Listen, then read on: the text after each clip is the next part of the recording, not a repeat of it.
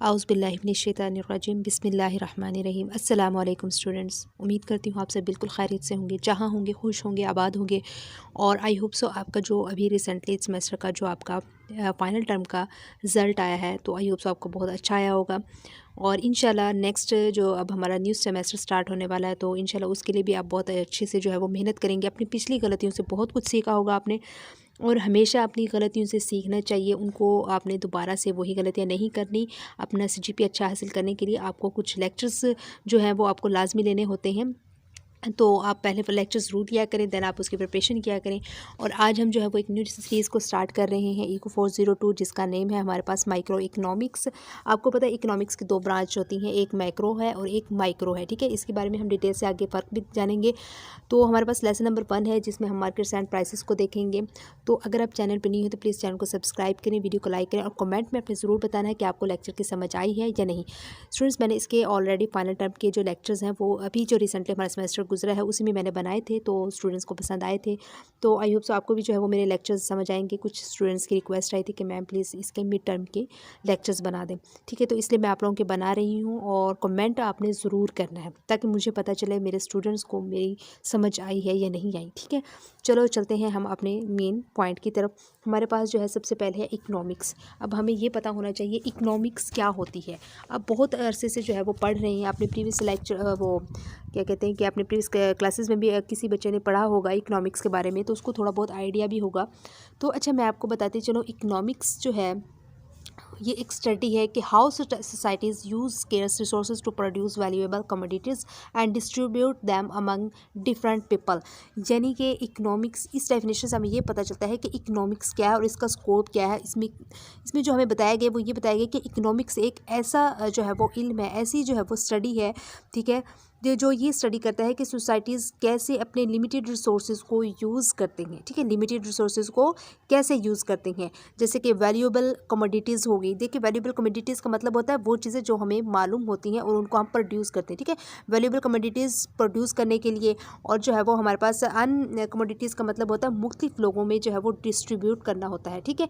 तो अब इकनॉमिक्स से हमें ये पता चलता है, ये वो स्टडी है कि इससे हमें ये मालूम होता है कि सोसाइटीज़ कैसे अपने लिमिटेड रिसोर्सेज को यूज़ करते हैं, प्रोड्यूस करने के लिए मुख्तलिफ लोगों में कैसे डिस्ट्रीब्यूट किया जाता है। तो ये हमारे पास इकनॉमिक्स होती है, ठीक है। तो अब इसका जो मेन जो इकनॉमिक्स का पर्पज़ है वो इससे यही हमें पता चलता है कि इकनॉमिक्स एक प्रैक्टिकल साइंस है, ठीक है, जो हमें ये समझाने में मदद करता है कि कैसे हम अपने रिसोर्सेज को बेहतर तरीके से यूज़ कर सकते हैं और कैसे हम अपनी जो ज़रूरतें हैं और विशेज़ हैं उनको पूरी कर सकते हैं। ये हमें जो है वो इकनॉमिक्स बताता है, क्योंकि हर शख्स के पास जो है वो ज़रूरी नहीं है कि अनलिमिटेड रिसोर्सेज हो। हमारे पास जो है वो अमीर तबका भी है, गरीब तबका भी है, मिडल जो है वो टाइप का भी तबका है। तो हर शख्स की अपनी हैसियत के मुताबिक उसको जो है वो अपने रिसोर्सेज पूरे करना है, तो अपनी विशेज़ को पूरा करना, तो अपनी ज़रूरतें पूरी करनी होती है, और वो कैसे उन्होंने मैनेज करना है ये हमें क्या कौन बताता है, इकनॉमिक्स की स्टडी बताती है, ठीक हो गया। आई होप सबको इकनॉमिक्स की क्लियर हो गई होगी। अब जो है वो हमारे पास आ जाती है, आपको एक और चीज़ पता होनी चाहिए कि जो इकनॉमिक्स है इसकी दो मेन ब्रांचेस है। कौन कौन सी? एक तो हमारे पास है माइक्रो इकनॉमिक्स, और दूसरा हमारे पास है मैक्रो इकनॉमिक्स। ये आपको पहले भी ऑलरेडी मौजूद पता होगा, और नहीं भी पता जिनको तो मैं आपको बता देती हूँ। माइक्रो और मैक्रो इकनॉमिक्स जो है वो इकनॉमिक्स की दो मेन बड़ी ब्रांचेस हैं।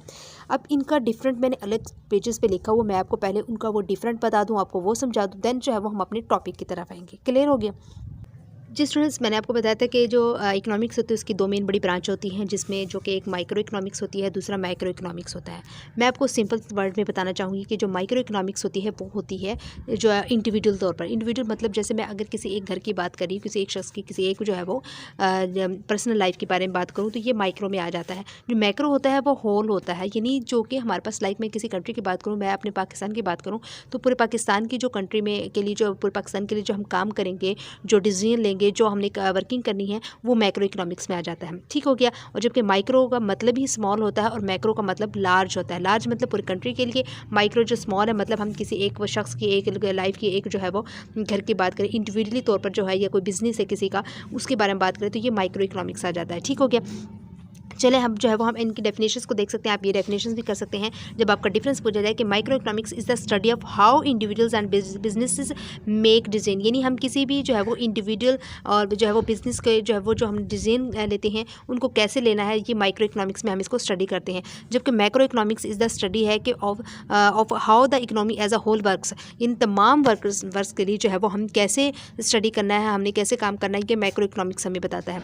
इसकी दूसरी डेफिनेशन आप ये भी कर सकते हैं कि micro economics is the study of how individuals and businesses use resources on a small scale, small scale पर जो है वो हम रिसोर्सेज को जो है वो मतलब यूज़ कर सकते हैं, ठीक है। और जबकि macro economics is the study of the economy as a whole or on a large scale पर, ठीक है। माइक्रो का मतलब भी स्मॉल होता है और मैक्रो का मतलब लार्ज होता है, ये भी कर सकते हैं। और इनका जो इसमें एक और ये फ़र्क आप डाल सकते हैं कि जो द प्रीफिक्स मतलब यानी वर्ड की बात हो रही थी, यानी जो हमारे पास माइक्रो इकोनॉमिक्स है उसमें जो माइक्रो वर्ड है ये जो है हमारे पास ग्रीक वर्ड से निकला है, जिसका जो कि ग्रीक वर्ड क्या था, MIKROS, माइक्रोज, जिसका मतलब है स्मॉल। और जो वर्ड मैक्रो है ये हमारे पास जो है ये भी ग्रीक वर्ड से निकला है, लेकिन ये हमारे पास ग्रीक वर्ड कौन सा था, MAKRO, मैक्रो, इसका मतलब क्या है, लार्ज है। तो ये स्टूडेंट्स आप इनका जो है वो डिफरेंस लिख सकते हैं, इंपॉर्टेंट है, अच्छा। और ये जो बहुत ईजी आसान वर्ड भी मैंने आपको राइट करके दिया है, ठीक है। तो ये आप लाजमी कर लीजिएगा।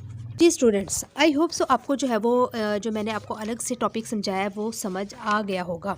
अब जो है वो हम यहाँ पे आ जाते हैं अपने पॉइंट के, micro economics with macro economics. Micro economics deals with behaviour of individual units, हम ऑलरेडी इसको पढ़ चुके हैं, ठीक है। तो आप इसकी वो जो है वो डेफिनेशन है वो भी कर सकते हैं, ये भी कर सकते हैं। ये आपको लाजमी आनी चाहिए अगर आपके क्विज़ेज़ में इस हवाले से, क्योंकि अगर आपके क्विज़ेज़ आते हैं तो वो इस हवाले से आएंगे जो आपके हैंडआउट्स में मौजूद है डेफिनेशन, लेकिन आपको वो भी आनी चाहिए। अगर आपका डिफरेंस पूछा जाए तो वो आप लिख सकते हैं, ठीक हो गया। तो माइक्रो इकोनॉमिक्स डील्स किसको करती है, बिहेवियर ऑफ इंडिविजुअल यूनिट्स को। वो कहते हैं व्हेन कंज्यूमिंग, जब हम कंज्यूम करते हैं, कि how we choose what to buy. Consume मतलब हम जब खरीदारी करते हैं, वो कहते हैं कि जब हमने खरीदारी करनी होती है तो हमें ये सिलेक्ट करना पड़ता है, चूज़ करना पड़ता है कि हमने क्या ख़रीदना है, ठीक है। उसके बाद व्हेन प्रोड्यूसिंग, जब हम कोई चीज़ प्रोड्यूस करते हैं तो हमने तब भी यही सिलेक्ट करना पड़ता है, चूज़ करना पड़ता है कि हमने किस चीज़ को प्रोड्यूस करना है, ठीक है। पहले हम अपने माइंड में यही सिलेक्ट करते हैं कि क्या हमने खरीदना है, क्या हमने प्रोड्यूस करना है। तो मार्केट्स आ जाती है, तो the interactions of consumers and producers, ये आपको पता है मार्केट्स क्या होते हैं, जहाँ पर कंज्यूमर्स और प्रोड्यूसर्स दोनों का इंटरेक्शंस होता है वहाँ पर, यानी कंज्यूमर्स भी वहाँ पर होते हैं, प्रोड्यूसर्स भी होते हैं, वो हमारे पास मार्केट्स कहलाती हैं। इसके बाद हमारे पास स्टूडेंट्स माइक्रो इकोनॉमिक्स है। Macro economics deals with analysis of aggregate issues को जो है वो एनालिसिस करती है, जैसे कि इकोनॉमिक ग्रोथ हो गया, इन्फ्लेशन हो गया, अनएम्प्लॉयमेंट। मैंने आपको बताया था कि मैक्रो जो होती है वो क्या होती है, एक बड़े लेवल की बात होती है, ठीक है। यानी जैसे हमारे पास पूरे पाकिस्तान के हम कोई काम कर रहे हैं वो पूरे पाकिस्तान के लिए होना चाहिए। इंडिविजुअल का मतलब होता है जैसे कोई फैमिली के लिए, कोई एक पर्सनल लाइफ के लिए होता है, ये ऐसी चीज़ होती हैं, ठीक है। तो ये हमारे पास जो इकोनॉमिक ग्रोथ की बात होगी तो ज़ाहिर बात है पूरे पाकिस्तान के, किसी भी कंट्री की बात करें हम, ठीक है। अगर हम अपने पाकिस्तान की कंट्री की बात करें तो हमारे पास जो पूरे पाकिस्तान के हम इकोनॉमिक ग्रोथ की बात करेंगे, इन्फ्लेशन होगा तब भी पूरे पाकिस्तान के लिए होगा, अनएम्प्लॉयमेंट होगी तब भी पूरे पाकिस्तान के लिए होगा। तो इन चीज़ों को जो है वो एग्रीगेट इश्यूज़ को जो है वो डील करता है मैक्रो इकोनॉमिक्स, ठीक है। इसके बाद आ जाता है macro economics is the foundation of macro economic analysis, यानी कि वो ये कहा गया है कि मैक्रो इकोनॉमिक्स जो माइक्रो इकोनॉमिक्स है, ठीक है, वो क्या कहते हैं कि माइक्रो इकोनॉमिक्स जो है ये मैक्रो इकोनॉमिक्स एनालिसिस का फाउंडेशन है। मतलब क्या है कि माइक्रो इकोनॉमिक्स की जब तक हमें समझ बूझ नहीं होगी तब तक हम मैक्रो इकोनॉमिक्स की जो है वो समझ बूझ नहीं कर सकते। यानी जो माइक्रो इकोनॉमिक्स है ये मैक्रो इकोनॉमिक्स एनालिसिस का फाउंडेशन है। सबसे पहले हमें माइक्रो इकोनॉमिक्स के बारे में पता होना चाहिए, देन हम मैक्रो इकोनॉमिक्स को समझ सकते हैं, ठीक है। इसके बाद ये क्विज़ के हवाले से। इसके बाद हमारे पास आ जाता है themes of micro economics. Micro economics के कुछ थीम्स हैं, मेन पॉइंट्स है, वहाँ पे हम देख लेते हैं। वो कहते हैं कि अकॉर्डिंग टू माइक जैगर और रोलिंग स्टोन्स के मुताबिक, माइक जैगर और रोलिंग स्टोन्स ने क्या कहा है, वो कहते हैं कि you can not always get what you want, यानी आप हमेशा वो हासिल नहीं कर सकते जो आप चाहते हैं। वाई नॉट, क्यों नहीं कर सकते, क्योंकि हमारे पास रिसोर्सेज जब लिमिटेड हों और हमारे पास जो हमारी ख्वाहिशात हैं वो बहुत ज़्यादा हों और रिसोर्सेज लिमिटेड हों, तो क्या हम उन चीज़ों को गेट कर सकेंगे? नहीं कर सकेंगे। क्यों? क्योंकि हमारे पास रिसोर्सेज नहीं है। रिसोर्सेज की कमी हो और ख्वाहिशात हमारी ज़्यादा बड़ी हो, बहुत ज़्यादा हो, तो हम वो नहीं कर सकते। लाइक मैं आपको एग्जांपल दूँ, अगर मेरी ख्वाहिश है कि मैं जो है एक गाड़ी ले लूँ, लेकिन जबकि मेरे पास इतने पैसे नहीं हैं कि मैं गाड़ी ख़रीद सकूँ, क्योंकि मेरा अपने घर का बजट इतना है कि मैं उसको पूरा करने में ही जो है वो मेरा जो पैसा होता है वो लग जाता है, और बल्कि मुझे उसकी भी जो है वो कमी पड़ जाती है। तो फिर क्या मैं गाड़ी ख़रीद सकूँगी? नहीं, क्योंकि मेरे रिसोर्सेज क्या है, लिमिटेड है। जब मेरे पास ज़्यादा पैसा हो जाएगा, मेरी जो रिसोर्सेज हैं वो थोड़े ज़्यादा हो जाएंगे, ठीक है, तो फिर क्या होगा, मैं गाड़ी ख़रीद सकूँगी। तो यही चीज़ होती है, ठीक है।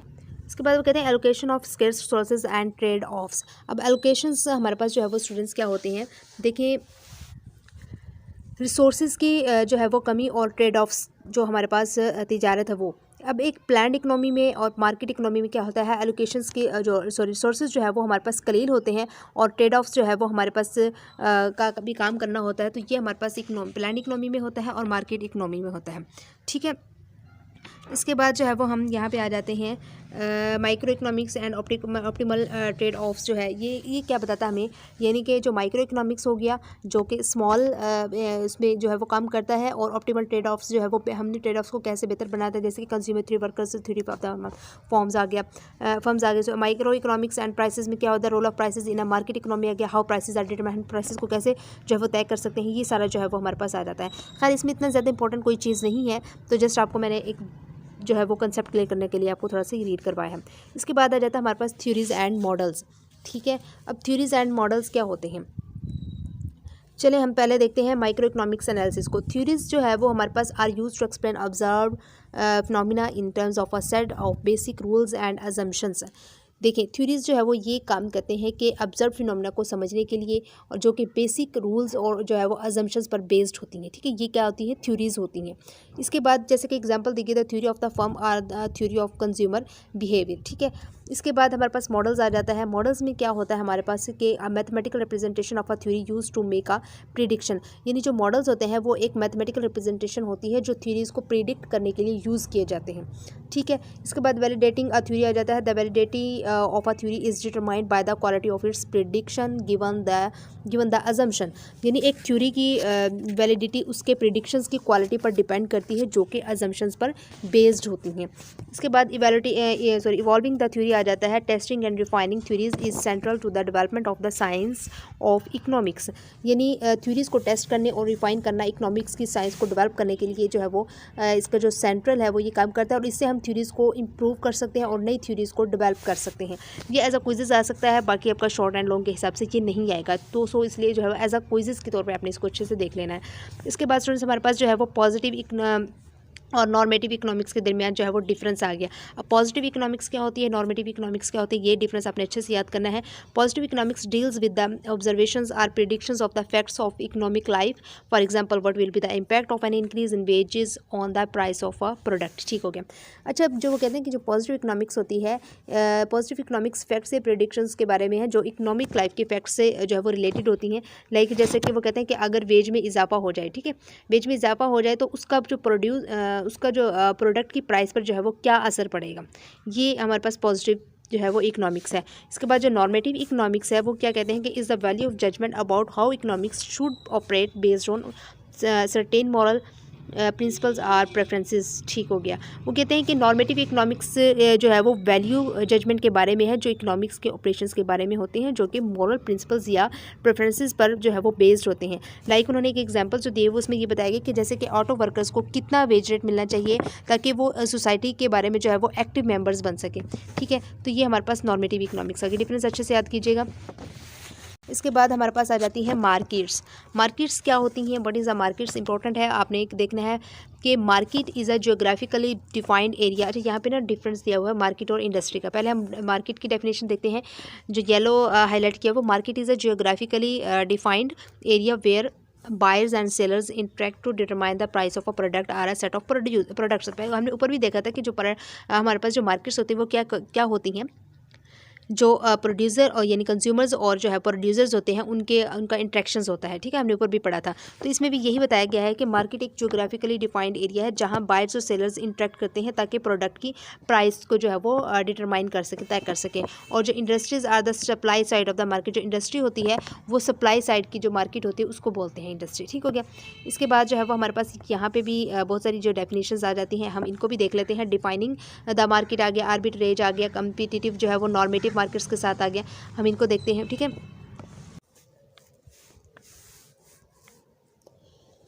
जी स्टूडेंट्स, हमारे पास जो है डिफाइनिंग द मार्केट, इसमें बताया गया कि मार्केट पैरामीटर्स को सेट करना ज़रूरी है ताकि मार्केट एनालिसिस की जा सके। ठीक है। और इसके बाद जो आर्बिट्रेज आ जाता है, आर्बिट्रेज जो है वो एक ऐसा प्रोसेस है जिसमें प्रोडक्ट को एक जगह से हम सस्ते में ख़रीदते हैं और फिर दूसरी जगह पर ले जाकर हम उसे महंगे में जो है वो सेल करते हैं, तो ये आर्बिट्रेज कहलाता है। कम्पिटिटिव मार्केट्स में बायर्स और सेलर्स की जो है वो बड़ी कोई जो है वो होती है कि जिससे कोई इंडिविजुअल बायर या सेलर प्राइस पर जो है वो असर नहीं जो है वो डाल सकता है। यानी कुछ ऐसा इन्होंने इन्फ्लुएंस किया होता है कि वो कहते हैं कि because of the large number of buyers and sellers होते हैं, नो इंडिविजुअल बायर्स और सेलर्स होते हैं, कोई उनका जो है वो कोई इंडिविजुअल नहीं होता बायर्स और सेलर्स। ठीक है, जो कि कैन इन्फ्लुएंस कर सके प्राइसेस को, यानी कि प्राइसेस को जो है वो कुछ अपनी साइड से जो है वो तय कर सकें, मतलब ये। ठीक है, यानी जो गवर्नमेंट की जो प्राइसेस होती हैं वही जो है वो वहाँ पर चलती हैं। इसके बाद जो है वो हमारे पास नॉर्मेटिव मार्केट में जो है वो इंडिविजुअल प्राइस जो है वो प्रोड्यूसर प्राइस पर जो है वो असर जो है वो डाल सकते हैं, प्रोड्यूसर जो है वो क्या कर सकते हैं, प्राइसेस पर असर डाल सकते हैं। जबकि कम्पिटिटिव मार्केट्स में जो है वो ना ही कोई बायर्स कर सकता है, ना ही जो है वो कोई सेलर्स जो है वो प्राइसेस पर जो है वो कोई असर डाल सकता है। जबकि जो नॉन कम्पिटिटिव है, नॉन कम्पिटिटिव, इसमें जो है वो मार्केट्स में जो है वो इंडिविजुअल प्रोड्यूसर्स जो है वो प्राइसेस पर अपना इफेक्ट डाल सकते हैं। इसके बाद लाइक हमारे पास जो एग्जांपल दी हुई है कम्पिटिटिव मार्केट की, वो जैसे एग्रीकल्चर मार्केट्स हो गए। ठीक है, और जो कि नॉन कम्पिटिटिव मार्केट्स जैसे कि OPEC हो गया। OPEC स्टूडेंट्स वो होता है जैसे कि organisation of the petroleum exporting countries होता है। ये एक इंटरनेशनल ऑर्गेनाइजेशन है जो पेट्रोलियम एक्सपोर्टिंग कंट्रीज़ के लिए जो है वो बनाया गया है। ठीक है, इसके बाद स्टूडेंट्स हमारे पास आ जाते हैं मार्केट प्राइस। वो competitive markets establish one price, non competitive markets में set many prices for the same product.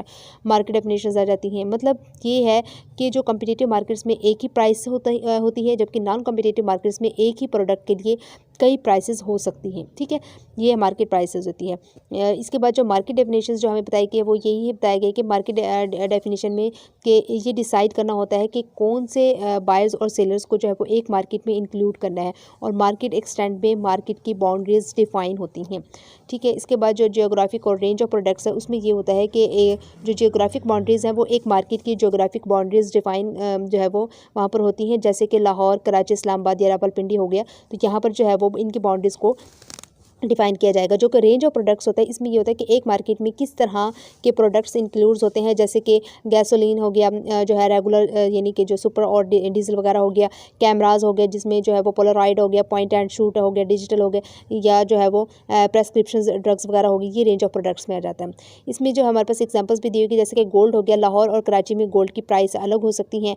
Housing जो है वो इस्लामाबाद और रावलपिंडी में हाउसिंग की प्राइस जो और फैसिलिटीज़ जो है वो अलग हो सकती हैं। तो ये हमारे पास क्या होता है, जियोग्राफिक बाउंड्रीज होती हैं। कि हमारे पास जो है प्रेस्क्रिप्शन ड्रग्स वगैरह जैसे कि जो है वो थेरेपेटिक ड्रग्स के लिए वेल डिफाइंड मार्केट्स होती हैं, लेकिन जो है वो पेन किलर्स के लिए जो है वो एम्बिगस मार्केट्स होती हैं। तो ये हमारे पास स्टूडेंट्स हो जाता है रेंज ऑफ प्रोडक्ट्स में होता है। ठीक है, खैर ये वाली जो चीज़ें थी इतनी इम्पोर्टेंट नहीं थी, तो जस्ट आप इनको एक बार वैसे मैंने आपको जो है वो करवाया था कि आपको कोई चीज़ मिस ना हो एज अ क्विज़ के हवाले से।